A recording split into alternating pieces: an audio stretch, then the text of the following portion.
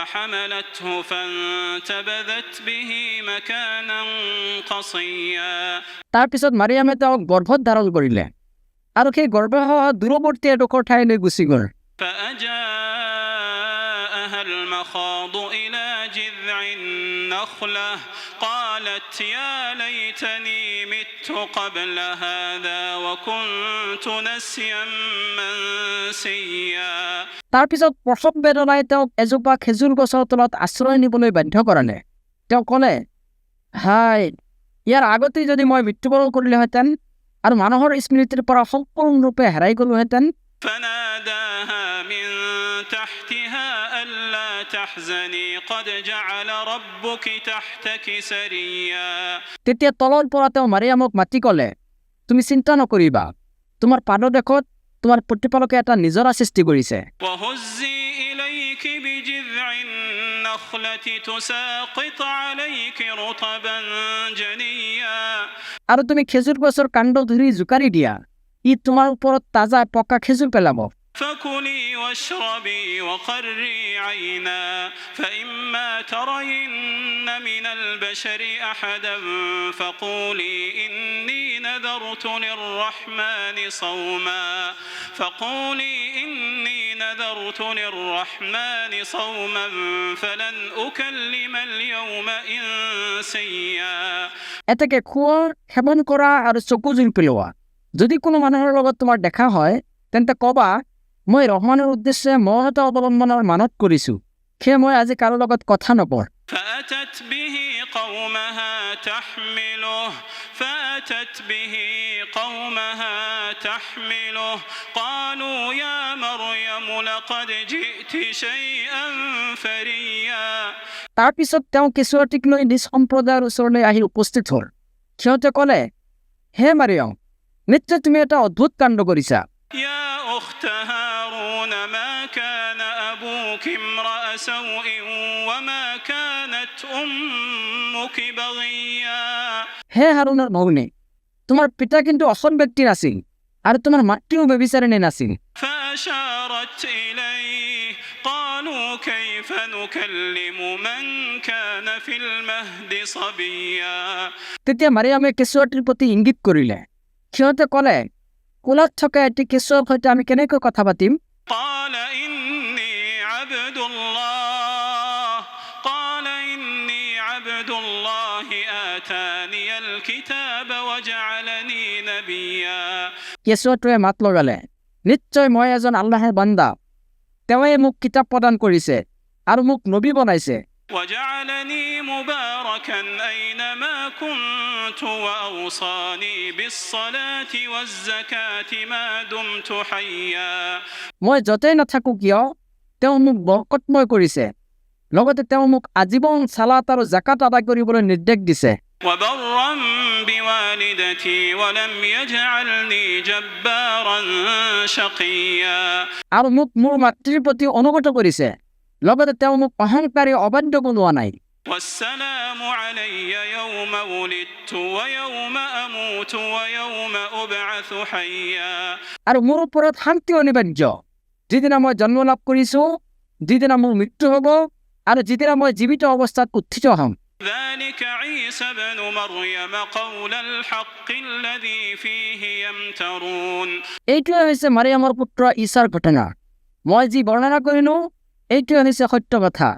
যি বিষয়ত সিহঁতে সন্দেহ পোষণ কৰে ما كان لله أن يتخذ من ولد سبحانه إذا قضى أمرا فإنما يقول له كن فيكون সন্তান গ্ৰহণ কৰাটো আল্লাহৰ কাম নহয় তেওঁ পবিত্ৰ মহিমাময় তেওঁ যেতিয়া কিবা কৰিবলৈ স্থিৰ কৰে তেতিয়া কেৱল এই বুলি কয় সেইটো তৎক্ষণাৎ হৈ যায় وإن الله ربي وربكم فاعبدوه هذا صراط مستقيم নিশ্চয় আল্লাহে হৈছে মোৰ প্ৰতিপালক আৰু তোমালোকৰ প্ৰতিপালক সেয়ে তোমালোকে তেওঁৰ ইবাদত কৰা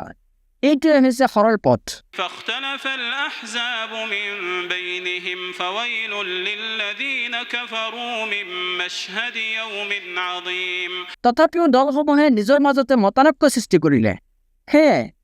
মহাদিৱস প্ৰত্যক্ষ কালত কাফেৰসকলৰ বাবে ধ্বংস অনিবাৰ্য। أسمع بهم وأبصر يوم يأتوننا لكن الظالمون اليوم في ضلال مبين সিহঁতে যিদিনা আমাৰ ওচৰত উপস্থিত হ'ব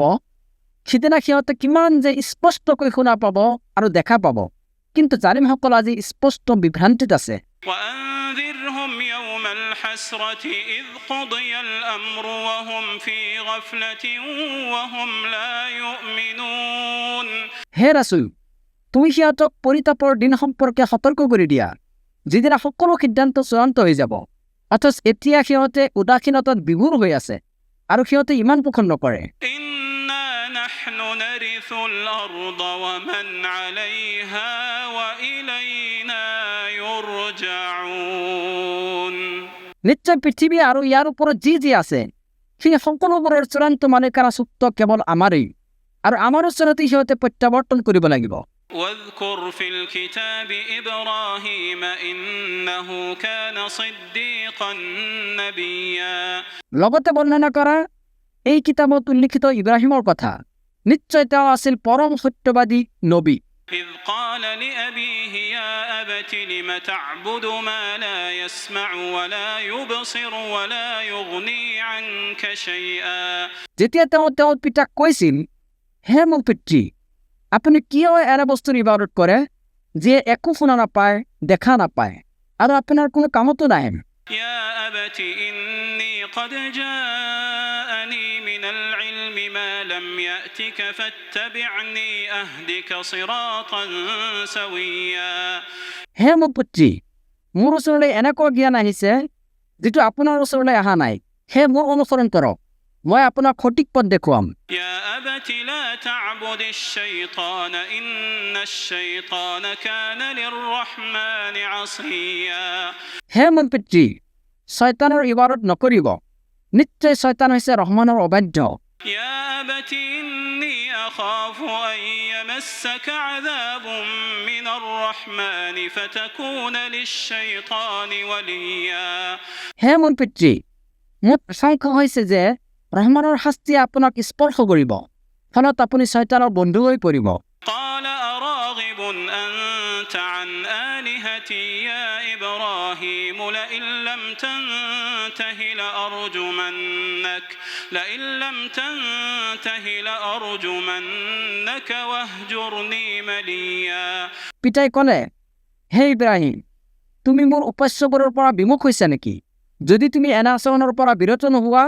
তেন্তে নিশ্চয় মই তোমাক শিৰদণ্ডিয়াই তোমাৰ প্ৰাণ নাশ কৰিম আৰু তুমি দীৰ্ঘ সময়ৰ বাবে মোক এৰি গুচি যোৱা। قال سلام عليك سأستغفر لك ربي إنه كان بي حفيا ইব্ৰাহিমে ক'লে, আপোনাৰ প্ৰতি চালাম, মই মোৰ প্ৰতিপালকৰ ওচৰত আপোনাৰ বাবে ক্ষমা প্ৰাৰ্থনা কৰিম, নিশ্চয় তেওঁ মোৰ প্ৰতি বৰ অনুগ্ৰহশীল। وأعتزلكم وما تدعون من دون الله وأدعو ربي عسى ألا أكون بدعاء ربي شقيا লগতে মই আপোনালোকৰ পৰা আৰু আপোনালোকে আল্লাহৰ বাহিৰে যিবোৰৰ ইবাদত কৰে সেইবোৰৰ পৰা পৃথক হ'ম, আৰু মই কেৱল মোৰ প্ৰতিপালককে আহ্বান কৰিম। আশা কৰোঁ মই মোৰ প্ৰতিপালকক আহ্বান কৰি ব্যৰ্থ নহ'ম। فلما اعتزلهم وما يعبدون من دون الله وهبنا له إسحاق ويعقوب وكلا جعلنا نبيا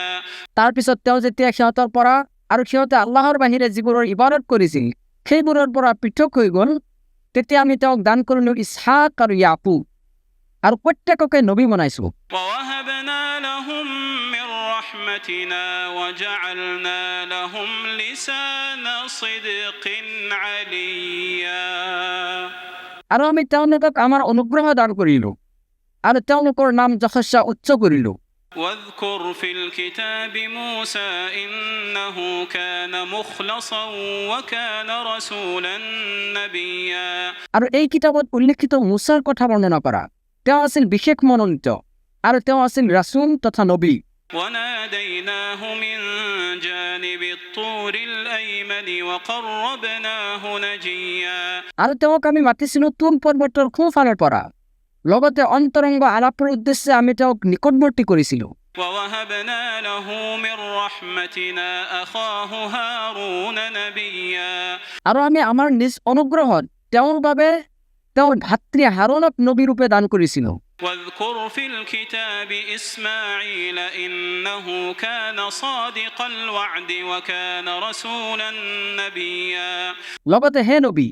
এই কিতাপত উল্লেখিত ইছমাইলৰ কথা বৰ্ণনা কৰা নিশ্চয় তেওঁ আছিল প্ৰতিশ্ৰুতি পালনত সত্যাশ্ৰয়ী আৰু তেওঁ আছিল ৰাসূল তথা নবী وكان يأمر أهله بالصلاة والزكاة وكان عند ربه مرضيا তেওঁ নিজ পৰিয়ালবৰ্গক সালাত আৰু জাকাতৰ নিৰ্দেশ দিছিল আৰু তেওঁ আছিল নিজ প্ৰতিপালকৰ ওচৰত সন্তোষভাজন واذكر في الكتاب إدريس إنه كان صديقا نبيا আৰু এই কিতাপত উল্লেখিত ইদ্ৰিছৰ কথা বৰ্ণনা কৰা নিশ্চয় তেওঁ আছিল সত্যনিষ্ঠ নবী ورفعناه مكانا عليا আৰু আমি তেওঁক উচ্চ মৰ্যাদাত উন্নীত কৰিছিলো أولئك الذين أنعم الله عليهم من النبيين من ذرية آدم وممن حملنا مع نوح ومن ذرية إبراهيم وإسرائيل وممن هدينا واجتبينا এওঁলোকে হৈছে সেইসকল নবী আদম সন্তানৰ মাজৰ পৰা আল্লাহে যিসকলক অনুগ্ৰহ কৰিছে আৰু এওঁলোক সেইসকল লোকৰ বংশধৰ যিসকলক আমি নুহৰ লগত নাৱত আৰোহণ কৰোৱাইছিলো লগতে এওঁলোক হৈছে ইব্ৰাহিম আৰু ইছৰাইলৰ বংশোদ্ভূত তথা তেওঁলোকৰ বংশধৰ যিসকলক আমি হিদায়ত প্ৰদান কৰিছিলো আৰু মনোনীত কৰিছিলো إذا تتلى عليهم آيات الرحمن خروا سجدا وبكيا তেওঁলোকৰ ওচৰত ৰহমানৰ আয়াত তিলাৱত কৰা হলে তেওঁলোকে কান্দি কান্দি সাজদাত পৰিছিল